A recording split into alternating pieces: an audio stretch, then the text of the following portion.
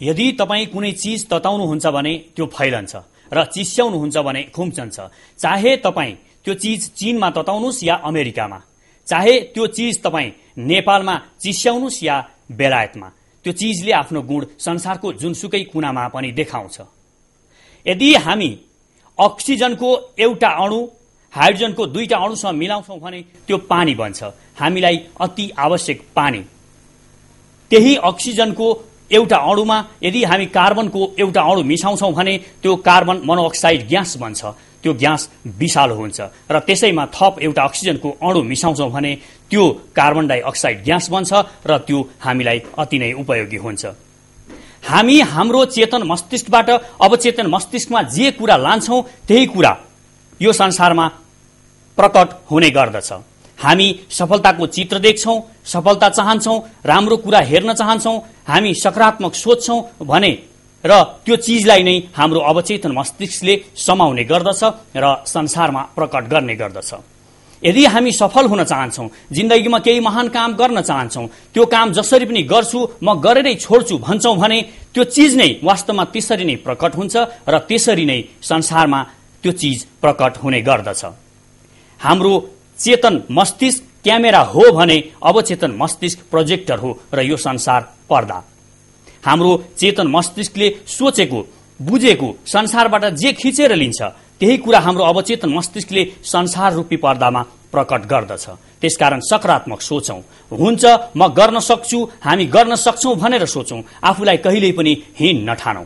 संसारमा हामीले सफल मानिसहरूका कथा पढ्यौं भने यो कुरा हामी स्पष्ट रूपमा बुझ्न सक्छौं। उनीहरूले त्यही कुरालाई कुनै पनि कुरालाई त्यो रूपमा बुझेका हुन्छन्। उनीहरूले कुनै पनि कुरा हुन्छ भनेर सकारात्मक सोचेका हुन्छन् र सकारात्मक दिशामा अघि बढेका हुन्छन् र उनीहरूको अवचेतन मस्तिष्कले त्यो कुरालाई समाउँछ र त्यसरी नै संसारमा प्रकट गर्दछ। हामी जे चाहन्छौं त्यो गर्न सक्छौं। भूगोलले केही फरक पार्दैन। हामी कुन ठाउँमा छौं, कुन देशमा छौं, यसले केही पनि फरक पार्दैन। एक दिन विश्व विजय गर्छु भनेर हिँडेको अलेक्जेन्डरले साँच्ची नै विश्व विजय गरेर देखायो। उसले त्यो सोच्यो, म कि त बुद्धत्व प्राप्त गर्छु कि त मेरो मृत्यु निश्चित छ भनेर घर छोडेका बुद्धले वास्तवमै बुद्धत्व प्राप्त गरे। त्यसकारण हामी जे चाहन्छौं त्यतापट्टि फर्किएर हामीले हिँड्नु पर्दछ।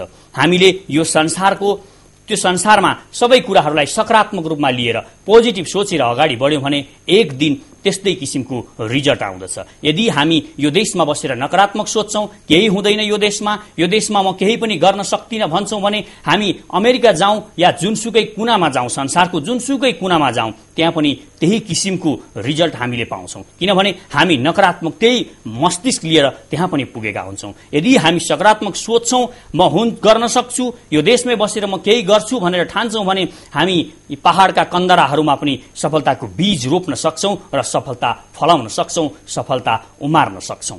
हामीले एनी टाइम कुनै पनि बखत सकारात्मक सोच्नुपर्छ। यो सकारात्मक सोचले हामीमा परिवर्तन ल्याउँछ र त्यही किसिमले हामी निर्मित हुँदै जान्छौं। हरेक मानिस उसको सोचले निर्मित हुन्छ, उसको विचारले निर्मित हुन्छ। आज हामी जे छौं हिजोको हाम्रो सोचको कारणले छौं र भोलि हामी जे बन्ने छौं आजको सोचको कारणले बन्ने छौं। त्यसकारण पोजिटिभ सोचौं, सकारात्मक सोचौं, राम्रो हुन्छ भनेर ठानौं, वास्तवमै राम्रो हुन्छ। हामी गर्न सक्छौं, हामीले गर्नु पर्छ। किनभने हामी पनि संसारका मानिसहरू जस्तै रूपमा जन्मिएका हुन्छौं र गर्न सक्ने गरी जन्मिएका हुन्छौं। हामीमा पनि ती सब योग्यताहरू छन्। संसारका जुनसुकै मानिसमा भएका योग्यता पनि हामी नेपाली जातिमा छन् र हामी गर्न सक्छौं। नमस्कार, प्रगति पथमा यहाँहरू सबैलाई स्वागत छ। म पुण्य प्रसाद प्रसाई। आज हामीसँग हुनुहुन्छ चन्द्र शमशेर राणाका पनाती, बबर शमशेर राणाका नाति, मृगेन्द्र शमशेरका छोरा जगदीश शमशेर राणा।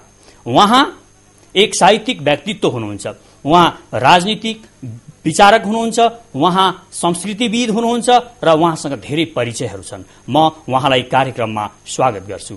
नमस्कार दाइलाई कार्यक्रममा स्वागत छ। थ्याङ्क यू, धन्यवाद। अनि दाइ कहिले फर्किनु भयो नेपाल? फर्किने होइन, म यहाँ आएको 4 जनवरी, 4 तारिक जनवरीको। दाइ लेख्न चाहिँ सिमला जानुहुन्छ, अनि त्यसलाई छलफल चलाउन चाहिँ नेपाल आउनुहुन्छ भन्छन्। अवश्य त्यही हो, किनभने यहाँ लेख्न म सक्दिनँ।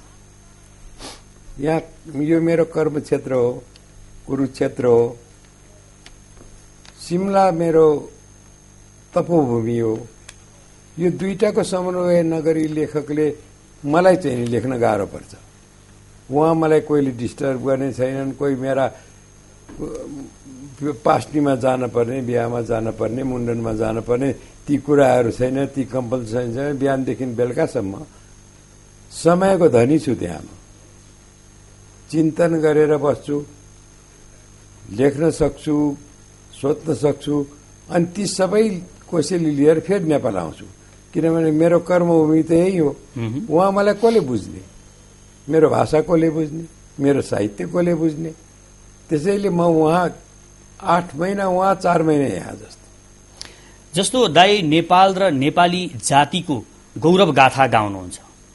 सबैले भन्छन् पनि एकदमै जगदीश शमशेर राणाको यो एउटा गुण छ, ऊ नेपालीको एकदमै गौरव गाथा गाउँछ, नेपाली जाति भनेको महान जाति हो भन्छ भनेर धेरै मानिसहरूले भन्छन्। तर दाई बढी चाहिँ विदेशतिरै बस्नुहुन्छ, नेपालमै बसे हुन्थ्यो नि। नेपालमा बसेर मुड क्वेसन इज, अब अंग्रेजीमा भनौँ तपाईँलाई, moot question is whether the country is within me or not. अहिले मैले नेपालमा भित्रै लिएर विदेशमा बस्नु र नेपाल भित्रै बसेर नेपालको विरुद्ध गरिरहनुमा कति फरक हुन्छ। त्यसले त्यो प्यारासाइटहरू त तपाईँ भित्र हुन्छ, त्यसले ठिक गर्छ सधैँ। त्यहाँ बसे पनि त नेपाल त सधैँ म भित्र, म उहाँ गएर अरू कामै गर्दिनँ, नेपालकै सोच्ने, नेपालबारे नै लेख्ने।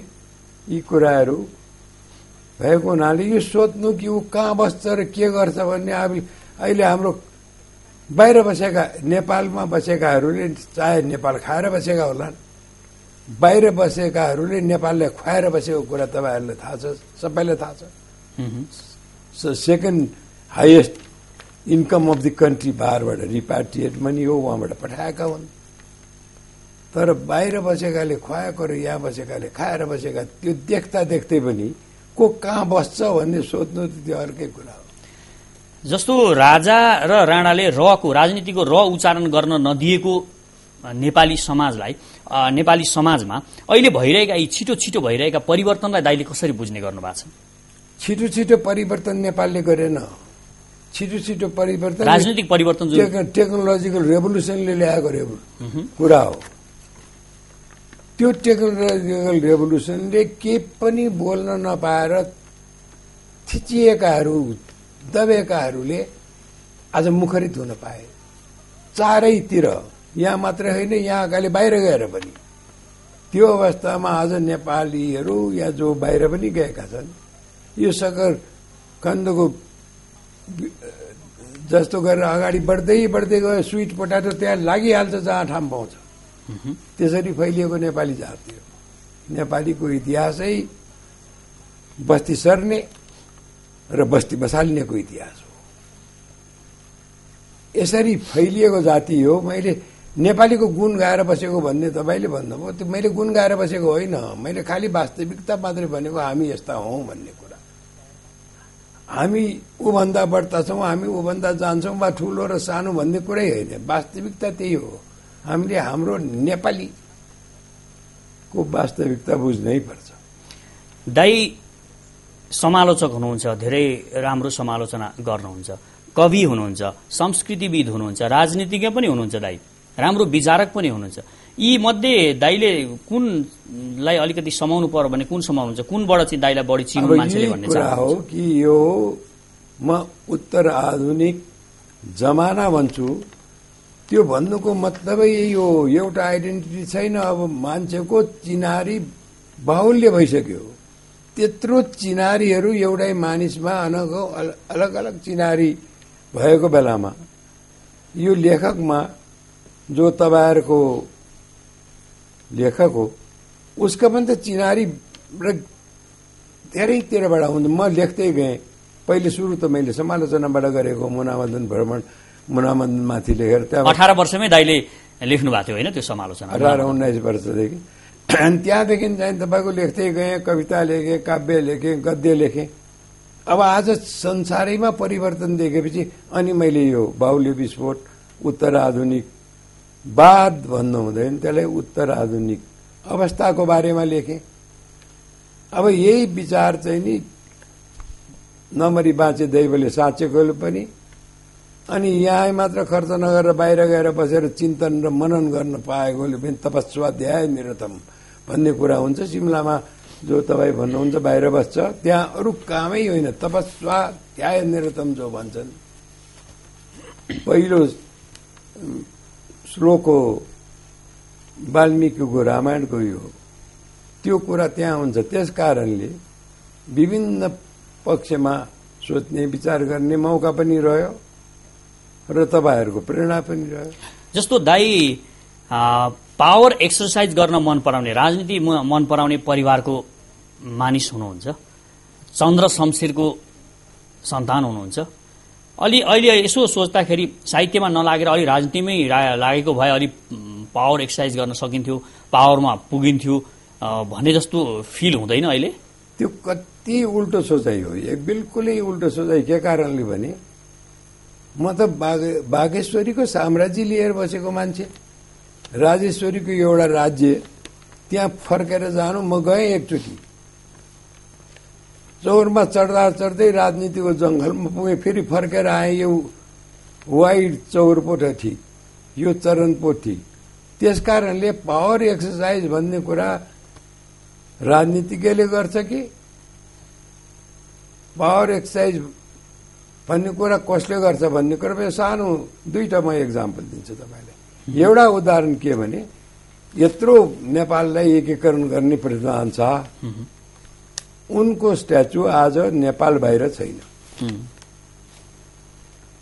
खाली कविता लेख्ने, भट्याउने कविता लेख्ने भानुभक्तको आज उनलाई बाहिर पनि पूजा गर्छन्, नेपाल बाहिर पनि उनको स्ट्याचु छ। सारा नेपाली भएको ठाउँमा प्रेमनाथ भन्दा भानुभक्तको ज्यादा चर्चा छ। अर्को कुरा, यो सानो कुरा, लामो कथा भन्दिनँ। जङ्गबहादुरकी छोरी बनारसमा गएर वेश्यालय खोलेर बसेकी थिए। कति फर्काउन कोसिस गरे, पछि उनी फर्केर बल्ल बल्ल यहाँ पुगेको, त्यो बेला जङ्गबहादुरको मृत्यु सुने उनले। अनि गएर बस्नु पर्यो दरबारमा, जङ्गबहादुरको दरबारमा। अब के कसरी कमाऊ भन्दा उहाँबाट छिपा बोलाए र छिपा बनाएर छिपेर कपडा बेच्न थाले। यो सिरकहरू कि छापेर बुट्टा छापेर बनाउने। त्यसको नाम आफ्नो राखे डम्बर कुमारी। आज डम्बर कुमारीको खास्टो सबैले लाएर बस्छन्, जङ्गबहादुर कहाँ छन् त? अनि त्यसैले तपाईँले यो पावर सावर भन्ने कुरा, यो राजनीतिज्ञहरूले भन्ने कुरा त अर्कै कुरा हो। त्यो त भन्नै पर्छ नि, माथि बसेका छौँ हामी, जे पनि गर्न सक्छौँ, हाम्रो चल्छ भन्ने। पावर भन्दा प्रेमलाई ठुलो मान्नुभयो दाइले? प्रेमलाई मानिने दुईटैतिरबाट हुन्छ। Power comes from the barrel of the gun भन्ने दृष्टि पनि हुन्छ, pen is mightier than the sword भन्ने पनि दुईटै कुरा हुन्छ। त्यो पेन र विचार नपरेको भए त्यो उँट चराएर बस्ने अरबहरूलाई जब इस्लाम आयो, स्पेनदेखि लिएर इन्डोनेसियासम्म चारैतिर संस्कृति फैलियो त। पावर केलाई भन्ने? दाइले फेरि अलिकति साहित्यतिरै फर्कौं। 2037 सालमा दाइको महाकाव्य नरसिंह अवतारले मदन पुरस्कार पायो। यसलाई आधुनिक महाकाव्य भनियो। यो किन? योभन्दा अगाडि लक्ष्मीप्रसाद देवकोटाले लेखेका महाकाव्यहरू आधुनिक थिएनन्, यिनलाई किन भनियो होला? धेरै कारणले। किनभने उहाँहरूले महाकाव्यको जो पारम्परिक व्याख्या थियो वा शास्त्रीय व्याख्या थियो, त्यही अनुसारले लेख्नुभयो। एउटा कुरा, फर्मको कुरा गर्दाखेरि यसमा त 8 अध्याय छ, 9 छैन, 8 भन्दा बढ्ता हुनुपर्छ भने त्यो त रहेन यसमा। यो त अष्टदलको रूपमा लेखिएको छ। अर्को कुरा, चिन्तन केमा गर्नु, भाषा केमा गर्नु भन्ने कुरा सारामा र दृष्टिमा नै फरक छ त। त्यसको लय, कविता नयाँ रचिएका कति, संगीत कति छ यसमा, लेखिएका कति छन् यसमा, फेरि विषय कस्तो छ यसमा, त्राटन्त विषय हो नि। यो परम्परागत शैली छोडेर नयाँ छोडेको कारणले पनि भनियो कि छोडेको होइन, मैले आएकै यस्तै हो। त्यसैले त्यो कम्पेरिजन गर्दा अब कसरी भनौँ भन्ने उहाँ व्याख्याकारहरू गुरुहरूले त्यसरी भने, काव्यम करोति कवय अर्थम जानाति पण्डिता। पण्डितहरूले परिभाषा गर्ने कुरा हो, लेख्ने त हामीले हो। मैले नयाँ लेख्छु भनेर होइन, मैले त लेख्छु भनेर। अनि मेरो परिभाषा अलिकति महाकाव्यको समष्टिमा सोचेर व्यापकमा बयान गर्नु मात्र महाकाव्य भन्ने मेरो सानो परिभाषा हो। यो परिभाषा महाकाव्यको पहिले भयो भएन। जस्तो दाईको सेतो ख्याकको आख्यान भन्ने निकै चर्चित भयो र त्यो मान्छेले चाहिँ नबुझेको कारणले नबुझेर चर्चित भयो भनेर पनि भनियो र केही मानिसहरूको भनाइ के पनि रह्यो भने त्यसलाई चाहिँ विश्वविद्यालयबाट बाहिर निकाल्यो भने त्यसलाई चटपटे पोको पार्न मात्र काम लाग्छ, सेतो ख्याकको आख्यान नत्र कामै लाग्दैन त्यो भनेर बुझ्दै बुझ्दैन मान्छेले भन्ने पनि भनियो। यसलाई दाईले कसरी स्पष्ट पार्नु? मैले यसरी स्पष्ट पार्छु कि पिकासोको ब्लू पिरियडको पेन्टिङहरू उनले त्यो जाडोमा गर्दा गर्दै धेरै जाडो भएपछि जलाएर त्यो तापेका पनि छन्। आज त्यो पेन्टिङहरू करोडौंमा बिक्छ। कोहीले बुझ्दैनन्, त्यो ठिक कुरा हो। तर आज पिकासो त सबैले बुझ्न थालेका छन्। लेख्ने पनि मैले भने त्यसो नबुझ्ने लेख्न होइन। राजेन्द्र थापाको आज हजारौं कपी बिक्छ, त्यो पनि हुनुपर्छ। यो मेरो चाहिँ नि राम्रो हो र उसको चाहिँ नि कम र माथि र तल भन्ने त अब गइसक्यो। यो हाई कल्चर लो कल्चरको कुराहरू उत्तर आधुनिक परिस्थितिमा एउटै स्क्रिनमा एकै पटक ओबामाले होस् वा टाटा बिरलाले होस् वा यहाँका राजनीतिज्ञले होस् या सोलुखुम्बुमा भेडा चराउने हाम्री बहिनीले एउटै स्क्रिनमा जब माइकल ज्याक्सनको डान्स देख्छन् त्यो बेला हाई कल्चर कुन लो कल्चर कुन त्यसरी लेभलाइज भइसकेको बेलामा यो युनिभर्सिटीको बारे लेख्दा हो तपाईले भनेको धेरै मुस्किल कठिन भने, तर आज युनिभर्सिटीमा तपाईँ गएर सोध्नुहोस् सेतो ख्याक माथि शोध गर्नेहरू 5-6 जना अलग अलग छन्। नेत्र आइटम जस्तो सिद्धहस्त प्रोफेसरले त्यही गर्दै हुनुहुन्छ। आजभोलि लेख्न लागेका भर्खर भर्खर एमफिल गर्नेहरूले पीएचडी गर्नेहरूले 6-7 जनाले यसको अलग अलग विषयमा यो पाटा फरक त्यो पाटा फरक, तर सबै पाटा भएर नै साहित्य बन्छ।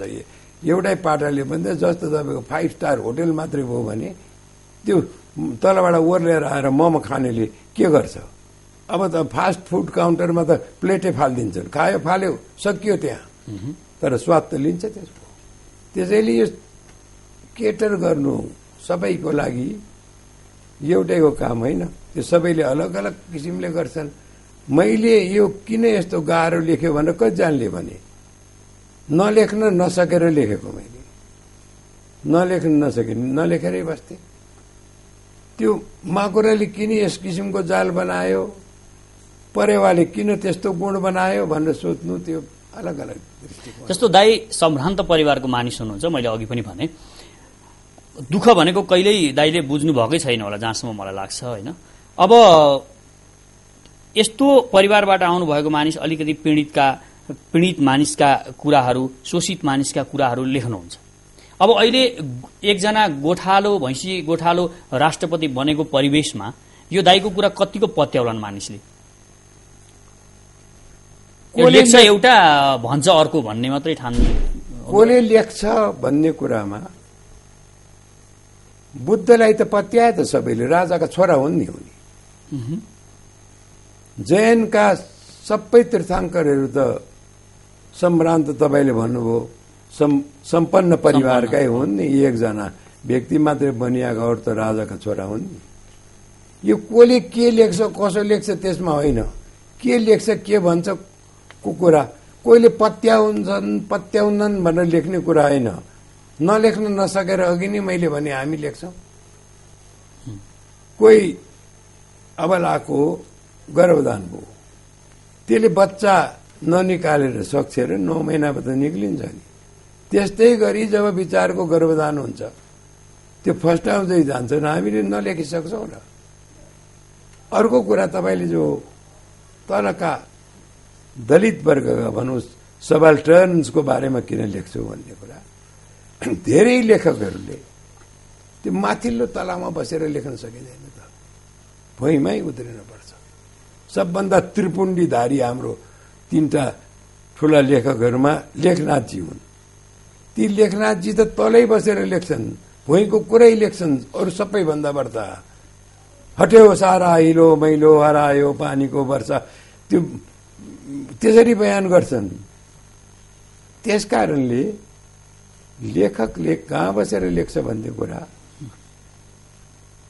कुनै लेखकले पनि त्यत्रो रामायण लेख्ने मान्छेले रामचन्द्र त्यत्रो मर्यादा भएकोले रामचन्द्रलाई जुठो खुवाइदिए, सबरीको जुठो। भागवत लेख्नेले राजाकोलाई गोठालाको छोराले ल्याएर टाउकै टाउकोमा चुटेर मारे कंसलाई कृष्णले। त्यसकारणले यी कुराहरू लेखकमा क्रान्तिको भावना त सधैँ नै हुन्छ। अहिले लर्निङ डिलर्निङको कुरा पनि चलिराखेको छ, यसलाई दाइले कसरी बुझ्नु भएको छ? एकदम चलेको। यो त मैले यसैको लागि म यसपालि एकदम कठिन जग्गामा ठाउँमा गएर, त्यो कठिन ठाउँमा पनि यो बुद्धिज्मको कन्फरेन्समा गएर कुरा गर्न पुगेँ। त्यहाँ कसो भने बुद्धको कुरा हेर्नुहोस्, बुद्धले त सोझो कुरा भन्छन्, संसारमा दुःखै दुःख छ, सबै सुख चाहन्छन्, त्यसको लागि जीवन बुझ्न हो भने क्षणिक क्षणिक परिवर्तन भइरहन्छ जीवनमा। त्यसैले हाम्रो प्रज्ञामा, प्रज्ञा भने थट्स भनौँ, अब अलिक ठुलो कुरा हो, प्रज्ञामा करुणा हुनुपर्छ। त्यति मात्रै भनेको। त्यसलाई अहिले कैयौँले गर्दा बुद्धलाई नै ढाकिसके। त्यो बुद्धमा पुग्नु हामीलाई गाह्रो किन भयो भने अनेकौं दर्शन, अनेकौं मेगा न्यारेटिभ, सिद्धान्त, आफ्नो आफ्नो सिद्धान्त त्यसमा खिचेर बाँध्न मान्छेलाई बुद्धले बाँधेनन्। बुद्धले प्रचार पनि जनसाधारणको बेचमा गरे, सरल भाषामा गरे, प्राकृतमा गरे। त्यसैले मैले डिलर्निङको कुरा गरेँ। जस्तो दाइको समयमा मेगा राइटिङको समय थियो, दाइको समय, अहिले साइबर राइटिङको समय आएको हो, अलिकति चेन्ज भयो? एकदमै आएको। कसरी तपाईँले अहिले भर्खरै तपाईँको यो मोबाइल बज्यो, मोबाइलबाट मेसेज पठाउनु भयो भने तपाईँले लामो, पहिले पनि त्यस्तै अवस्था हुँदा वैदिक कालमा सूत्रमा बाँध्ने चलन थियो। सूत्रमा बाँधिसकेकोलाई त्यही सूत्र पढेपछि मन्त्रमा बाँधेर मन्त्रद्रष्टा मुनीश्वर, त्यो मन्त्रलाई कसरी पढेर फेरि त्यसको कसरी भिजन देख्ने भन्ने त्यो प्रक्रिया त बदलिसक्यो। मैले त आफ्नो लेखै बदले। अहिले मेरो नयाँ आएको किताब यो बाहुल्य विस्फोटमा, त्यो सबै साइबर राइटिङ छ, त्यसमा त्यो मेगा राइटिङ त छैन। तर मेगा राइटिङ गर्न पर्ने पनि कुरा हो, त्यो पनि एउटा लेख्ने प्रक्रिया हो। त्यो लेखकले त झन् धेरै किसिमले लेख्ने मौका पाएको। हाम्रो निर्धारित समय सकिन लागेको छ। दाइलाई अन्त्यमा त्यस्तो केही कुरा छ जुन भनौँ लागेको, मैले सोध्न नपाएको? तपाईँ त सबै कुरा सोधिहाल्नुभयो, तर मलाई सबभन्दा खुसी लागेको चाहिँ नि एउटा कुरा भन्छु, जो चाहिँ नि नभनेका कुरा। हाम्रो नेपालमा 5 वर्षसम्म यो संविधान सभा बसेर पनि संविधान लेखिएन भनेर धेरैजना कराउँछ। म मात्रै एउटा व्यक्ति होला जो यसमा खुसी छु। 5 वर्ष प्रयास गरे, एकले हिजोसम्म किचिएर बसेका ती जनता सारा उठेर सबले मेरो यसमा भाग हुनुपर्छ, मेरो यसमा यसरी बने। बाहिरका बेलायतमा पढेर आएका 5 जना विद्वान ल्याएर एउटा पार्टीको एकत्व भएको बेलामा संविधान लेखेर दिनु अर्कै कुरा हो। यहाँ यस प्रयासमा सारा नेपाली लाग्नु त्यो अलगै कुरा हो। यो प्रयास नै इम्पोर्टेन्ट हो, यही मुख्य कुरा हो। सबैको चित्त बुझाउन खोज्नु, समावेशी गर्न खोज्नु र यसमा समन्वय खोज्नु 21औं शताब्दीको यही नै हुनेछ भोलिका दिन। धन्यवाद दाइ, आफ्नो अमूल्य समय र वार्ताका लागि। धन्यवाद। तपाईहरुले बोलाउनु भयो त्यसको लागि, बोल्न दिनुभयो त्यसको लागि धन्यवाद। हवस् त, नमस्कार।